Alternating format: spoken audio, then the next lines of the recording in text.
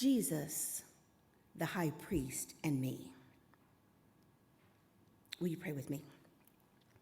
Loving God of creation, we ask that you would be with us in this moment of worship. Allow us to hear your clarion voice and the message that you would have for us to enable us to be all that you have created us to be and all that you are calling us to be in this season of unrest. This is our hope, our trust, and our confidence in you, that our time together will be for our good and for your glory. In Jesus' name, amen. Life Together. Life Together is the 1954 classic. It's an exploration of life in Christian community written by Dietrich Bonhoeffer.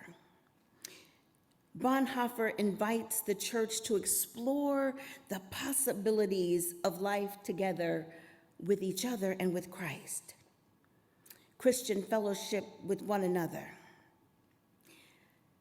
Dietrich Bonhoeffer was a German theologian who was executed by the Nazis just days before the end of World War II. And as many of you know, his execution was the result of his participation in a plot to assassinate Hitler. And as such, Bonhoeffer is hailed by many as a 20th century martyr. Interestingly enough, Bonhoeffer struggled with a moral dilemma. His religious views were in stark contrast to the evil that he saw around him. And I believe this morning, if we're honest with ourselves and with one another, many of us are experiencing a very familiar, a very similar type of moral dilemma in this season. Bonhoeffer wrote about life in community with one another and with Jesus. Life in community as a model that many of us find difficult to envision, difficult to even imagine. The truth is, we as a culture have become accustomed to life in isolation, even before the imposed quarantine of the 2020 pandemic. We have become so accustomed to life in isolation that many of us typically function without knowing our neighbors' names. Recently, my cousin was visiting, and she's still here visiting from Georgia. And she inquired about my neighborhood. And I began naming my neighbors.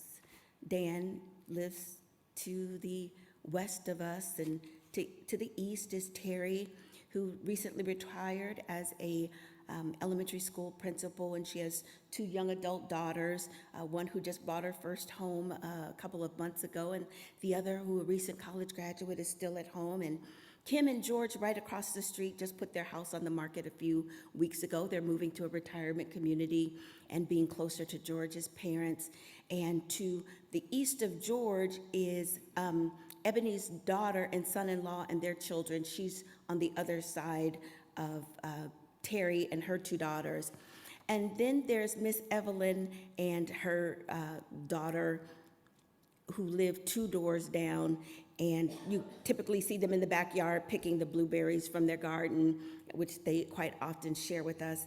And as I'm telling her about my neighbors, she tilts her head to the right a little, and I asked, "What's that about?" She said, "You know that much about your neighbors?" And we kind of laughed. That, I guess it is a bit odd in this day and time to know that much about your neighbors and who they are and what's happening in their lives. And so we kind of laughed together and moved on. We didn't think anything much about it because we typically tend not to think twice about living in isolation. We don't think twice about living our lives in close proximity with others, but absent any sense of community. In this morning's text, the psalmist details life in community with God. The psalmist declares, because you have made the Lord your refuge, because you have made the Most High your dwelling place. This does not depict some distant or far-off deity with whom we have no intimacy, but instead, the psalmist points out that life in community with God is a reciprocal existence. Because we have made the Lord our refuge, our place of safety, when the storms and trials of life occur, we discover that we are not alone. Because we have made the Lord, or more plainly stated, when we make the Lord our refuge, our place of safety, seasons of chaos and confusion and political unrest seem a bit more bearable. Our dwelling place denotes that place where we reside, where we take up residence, where we feel grounded, where we are in a place of familiarity with the people who matter most to us. It's a permanent place. It's not a temporary rest stop or a brief visit, but when we make the Lord our dwelling place, then. In other words, when we are faithful to invite the Lord into our lives, when we choose to reside, to take up residence, no matter what is happening in the world around us, we commit ourselves to being in community with God. The psalmist declares that when we do our part, the Lord does the Lord's part. No evil shall befall you. He will command his angels concerning you to guard you. Those who love me, I will deliver. I will protect. When they call me, I will answer. I like that idea. That line, when they call me, I will answer them, resonates. Because of the Christ-like nature of those even in this space, I know something about the call and the answer. I know without question when I call those who faithfully serve with me. When I call, Nancy responds with saving words of encouragement. When I text, Michelle replies with kind, empathetic sentiments. When I email or group text, Bill and Lance respond with thoughtful recommendations for ways that I can engage in self-care that restore and revive me. And knowing this, how much more can we depend on the Lord who promises, when they call me, I will answer them. I will be with them. I will be with them in trouble. I will be with them and rescue them.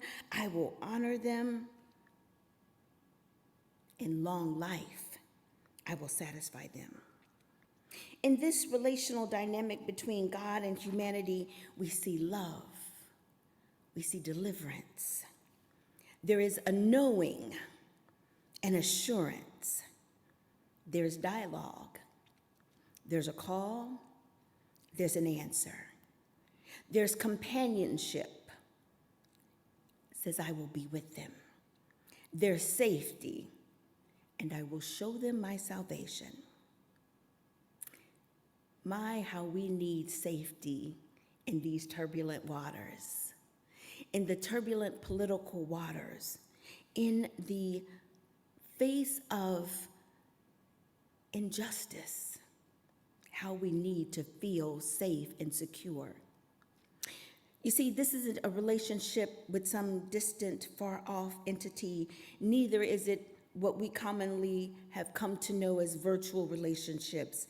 It's not a relationship of convenience, and it's not one-sided, and neither it is a relationship born of unhealthy attachments, but rather the psalmist depicts between humanity and the divine a mutually exclusive, healthy, unconditionally loving relationship.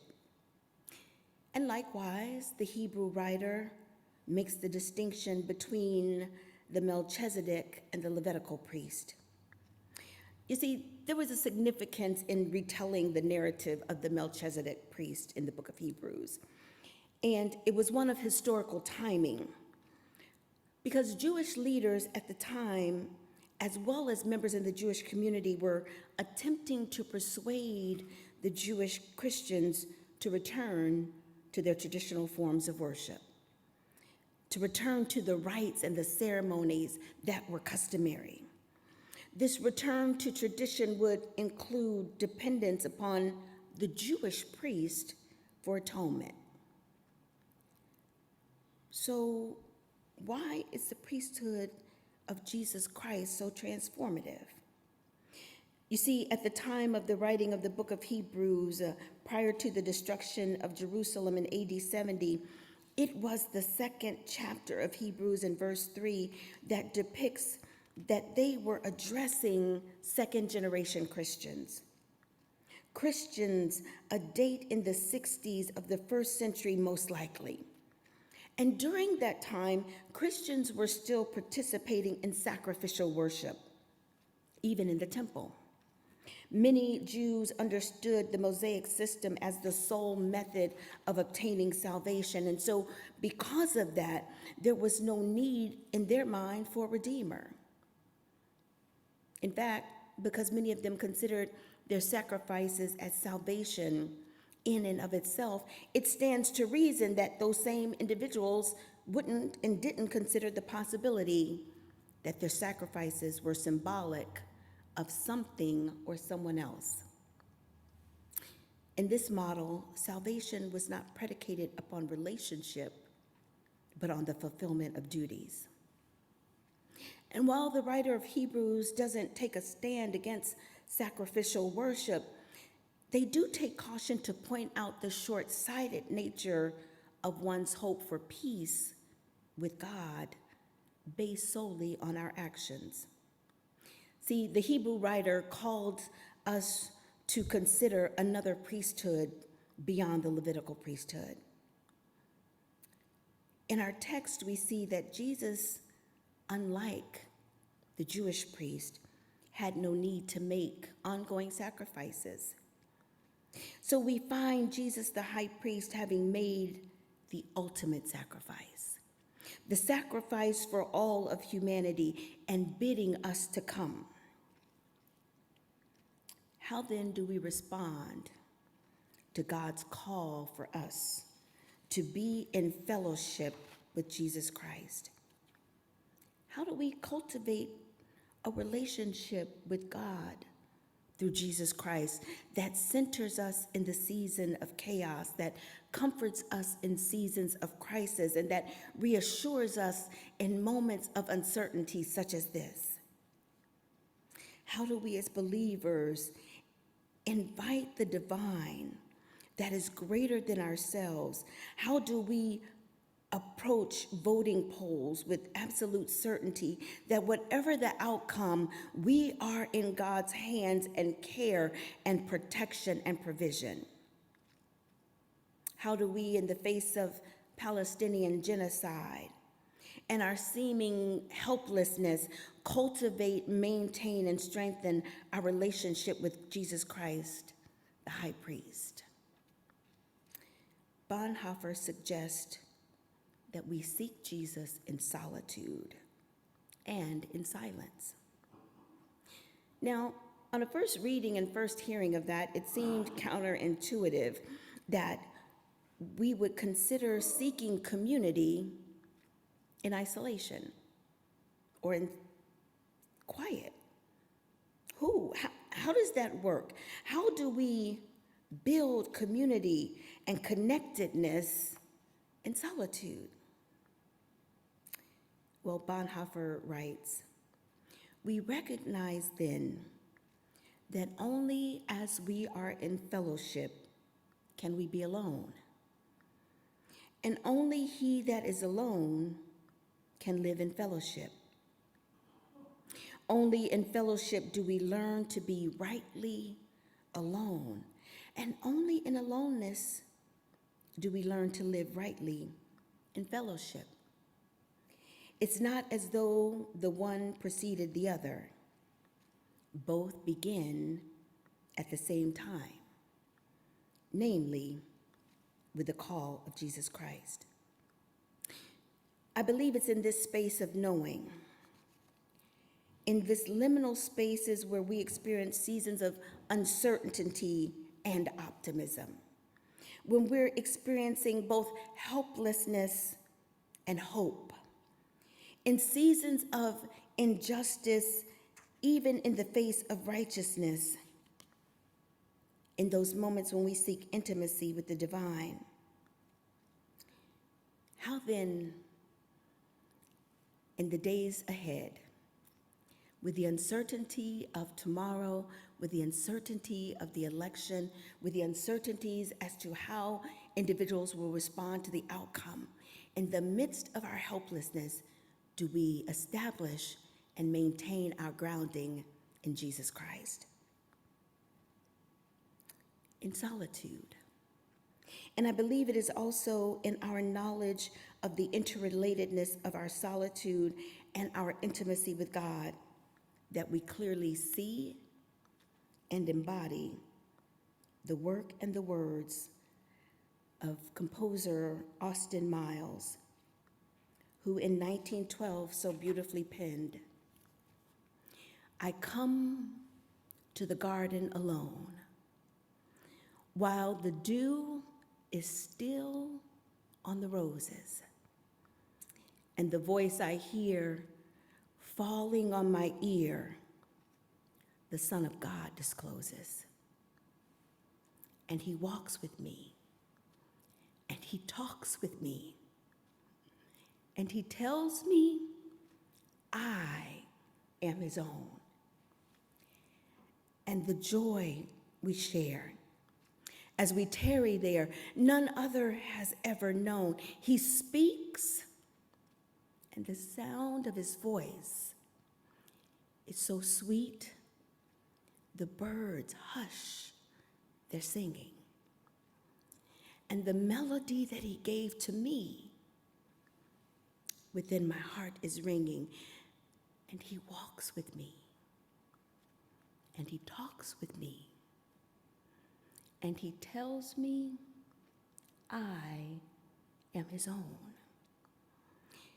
And the joy we share as we tarry there, none other has ever known. So I'll stay in the garden with him, though the night around me is falling, the night of uncertainty, the night of injustice, the night of unresting, the night of unrighteousness. I will stay in the garden with him, though the night all around me is falling, for he bids me go through the voice of woe. His voice to me is calling,